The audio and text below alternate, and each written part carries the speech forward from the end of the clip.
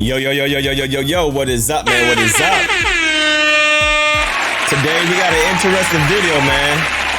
We got a video of Marcellus Wiley. I could never say his name. I'm sorry, y'all. I know I be butchering his name all the time. Marcellus. About to go in on Shannon Sharpe. This should be interesting. Let's get straight into it. There was a day, and I remember it, when Espn, where I was working at the time, placed a big bet. And I wouldn't say an early bet, but it was a big bet because it was major media saying we have to lean into social media. And at that time, it was Twitter. Like, everyone get on Twitter. And everyone go on Twitter and just try to get you a fan base and get people to watch the shows and, give them little behind the scenes peeks at your life and content. And obviously, Skip Bayless ran with that. Like, Skip Bayless literally would tweet out his show and then go on there and do the show. And people were watching it, right? So it worked. But they didn't bet on the independent space in terms of content creation at that time. I think that caught them by surprise. I think major media was caught by surprise of how many people would just be at home like me now. But then, like 2013, those early adopters or whatever, it's a Joe Rogan, 2017, a Pat McAfee, whatever it may be, those guys, they didn't think that they would go home and actually not only create content, but gain such massive audiences, greater than the ratings suggest. Let's be real.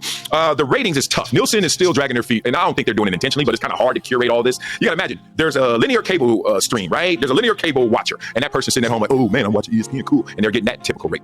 And for like per hour, the most that people watch is 15 minutes, like per hour, the most, and that's like an extreme. Ratings obviously all across the board are suppressed and down because we just got more options, right? And it's probably less interesting to watch somebody up there who has a corporate brand behind them saying something that you're like, if you were with your boys, just said it a little different, right? And on the internet, you will find that person. He's gonna say exactly how you're thinking it. So all across the board, ratings are down. And so then the bet was on Twitter. Then the bet was on Instagram and make yourself more glam and make yourself more popular, right? But the bet wasn't on YouTube. And did y'all notice? All of a sudden, the same show and shows and personalities that were on their show, let's say First Take, all of a sudden, all the clips are on YouTube. And then all of a sudden, the actual hosts, the co-hosts, were also on YouTube. Now you need a podcast to go with your show. Look at FS1. What's right with Nick Wright? Or what's wrong with Nick Wright, excuse me. And I love Nick Wright. That dude's a beast. What's wrong with Nick Wright, right? Skip Bayless show, Club Shake Shake, right? And that's the bet now. And they're hedging their bet because they were realizing, hey, everybody's not tuning in to these shows. The ratings at FS1, let's use those because I know those because I was there last. Average viewership for Undisputed, the biggest show, 150, 200,000 max. Woo, Club Shay Shay got 1 million plus subscribers himself. And those views, every time I look, is millions. Then you can't make the apples to apples comparison because you would really have to say what would happen if they put Undisputed exclusively on the internet versus Club Shay Shay, which is exclusively on the internet. But you get the point. Like, they're like, dog, people are tuning into Club Shay Shay more than they tune into Undisputed. And remember, that's only for 15 minutes max. Guess who knows this? Advertisers, sponsors. And they're like, we used to bet on social media and the social media influencers. We want to move our product not only on commercials, but y'all fast forward through commercials through DVR and TiVo. And then that changed until let's just put bets on like these guys endorsing our product. To now they're like, no, let them have a podcast. Meet them where the people are, direct to consumer, and then we'll place ads in there, or we'll just sponsor the entire podcast. Y'all catching all this? It happens fast. Now, when it happens fast to you, you're like, what do I do? Where's my next step? Where's solid footing? For Stephen A to take these shots, you can see, not only is he like, yo, I'm the biggest, baddest, I can take these shots, but also I got to plan my next move. And I think his next move is what he's doing. He's doing the podcast. And you're going to see more and more effort, more and more support, more and more lean into that podcast, because that's where the people are. Let me take you through it all. The fears, the anxieties, not only from these, I guess you can call them the networks, but also from the actual talent. The networks are sitting there like, yo, we own these socials. And this is one thing I didn't like. This is one thing in my last deal that made me say I have to move on.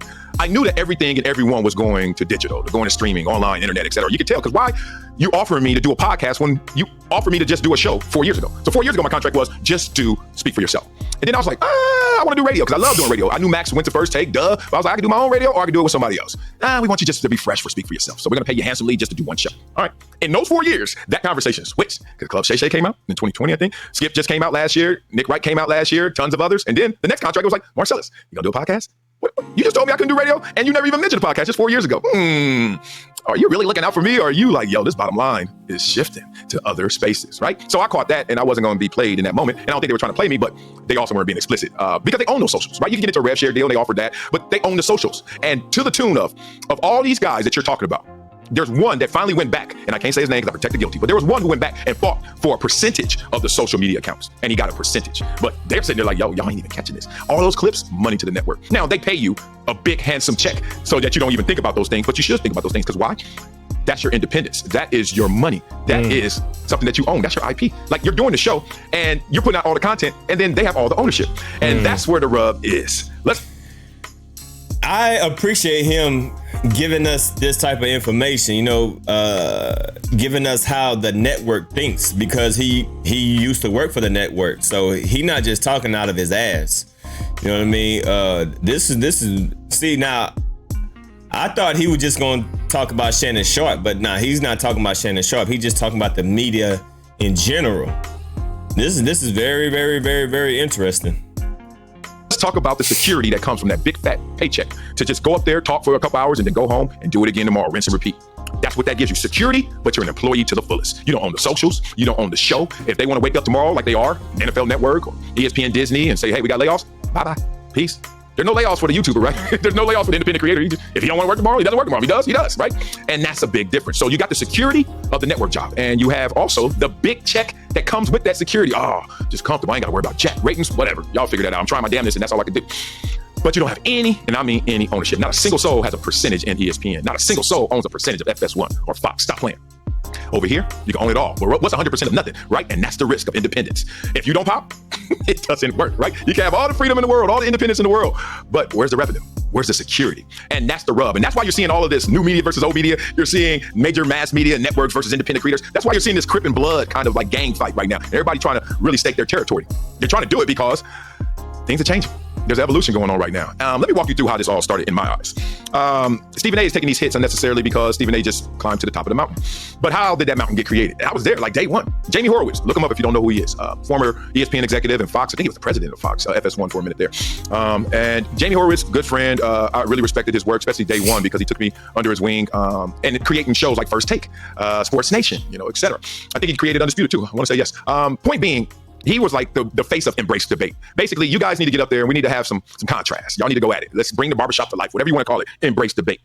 And that took the industry and that took individuals on different roads because it popped. So in the industry, all of a sudden you got all these gremlins, right? Yo, they popping over there. How are they popping? Well, they're arguing. Oh, well, let's argue over here. But if it's not authentic or you don't have the proper personalities or the right chemistry, it's not going to pop. Two people arguing. What y'all arguing over after a certain point? You're like, and who was arguing? And then you just start to tune out. But it popped. I mean, it popped. And I wasn't a part of those shows. I would go on First Take. I would go on, but that wasn't my spirit. I'm not a debater. I'm a discusser. That's why y'all say, damn, this dude talks so much. Yeah, because I like to discuss stuff. I like to talk. I like to make you think. And then you chime in. And then we all get smarter, right? I'm not sitting here talking at you, talking to you. I ain't got all the answers, even though I act like it sometimes.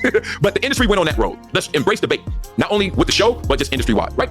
And individuals started to figure out, like, yo, I got to really pop. Instead of saying, oh, he's a good player, I got to say, damn it, ain't nobody better. See the difference? He's a good player. No, he's a great player. Damn it, ain't nobody better. And that's where it all went. Hot sauce on everybody's burrito. So then they went those ways and they placed those bets and they realized that, okay, it's time to place different bets. The individuals and the entities. The entities right now are looking at everything and saying, we got to get to the people, direct to consumer. It's just as simple as that. Y'all hate to say it. There's no other way to look at it. And the individuals are starting to come, myself included. I just frankly said, and I bring it to y'all raw, I bring it to y'all real. I was making 1.9 million at FS1. And my next deal, they were offering me like 1.1. It was probably gonna be a little less haircut. Yeah. Because I was not gonna do the same show. I couldn't do Speak anymore. Y'all know what Speak is now. It's a little ice skating, right? It's a little fluffier. They bet on Acho as they should. Acho is half my age. Looks half as good as me. Oh, that's my dog. He's half my age. I mean, he wants to do that and he wants to do those type of shows. I wanted to do this and I told him that from hello and that's why we had to say goodbye. But also the 1.1 was going to be like to join First Things First. So I had to, take some money away, whatever. But the bet was that show has 3 other people. So they were like, yo, we can't pay you the same. I didn't go all the way through with negotiations. I probably could have got that up a little more. But that was their initial offer, like 1.1. I was like, and I was like, yeah. And then I realized through just looking at my neighborhood, my conversations with people I know, independent creators I know, independent creating agencies, and I know people that represent people on the internet. And them people that represent them are rich. The people on the internet are wealthy. I'm like, dog, I got neighbors, dog. I played a lot of football and been in the media for a long time. And there's YouTubers in my neighborhood. Like, dog, I'm like, you go by their house like at midnight and they live in these little content houses and stuff and they're just lights on. And they just in there. Facts. Like, people don't understand, boy. It's people making a lot of money on YouTube. People make a lot of money on YouTube. They're just plowing through stuff. I'm like, dog, little kids out here eating, but I'm not scared of them. You can't beat them, join them in that kind of respect. But long story short, I saw 1.1 to whatever I was gonna get them up to, 1.3, 1.5, and even 1.9. I was like, dog, the money not worth staying here if that's the money, because I had felt that no matter how much I was gonna make, I can make more here. That was the money conversation. Stephen A makes 12 million. Woo!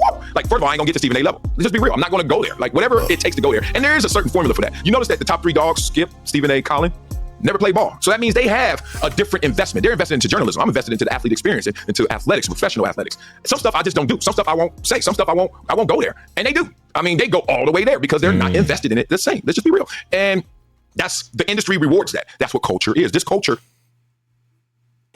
I want to end it off right here. And then I'm going to make this a different video because he's saying a lot right here. Yeah, I'm going to end it off right here, and then I'm going to pick it up on another video because he's saying a lot why Stephen A. Smith does what he does. But yeah, this is a very interesting, very informative video right here. And I appreciate him sharing this information. Definitely vital information. Give us a little insight of, you know, what the media thinks.